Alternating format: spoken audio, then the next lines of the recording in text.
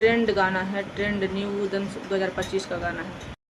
Hi friend, नमस्ते। कैसे आप सब लोग? आशा करती हूँ ठीक होंगे। आप लोग के सामने बहुत ही प्यारा जीतिया गीत लेके आए। वीडियो पसंद आए तो लाइक शेयर कमेंट जरूर कर दीजिएगा। सन 2025 का जीतिया गीत है, एकदम ट्रेंड करने वाला। कोई भी गा सकता है इस गाने को। चलिए शुरू करते हैं।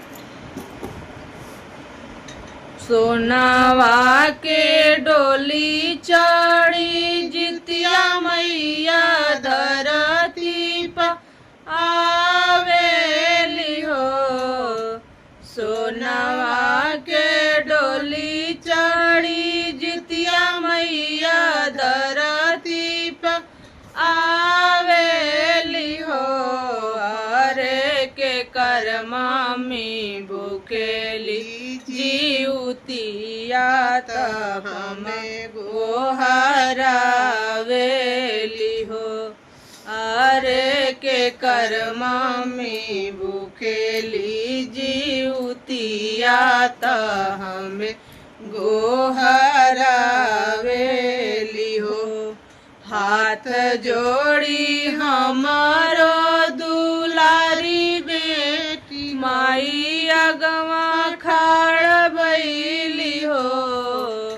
हाथ जोड़ी हमारो दुलारा बेटा माई अगवा खाड़ बैले हो।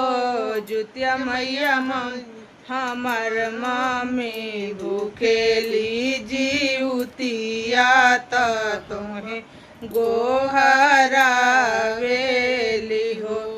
जुतिया मैया हमर मामी भूखेली जीवतिया तुम्हें गोहरावेली हो।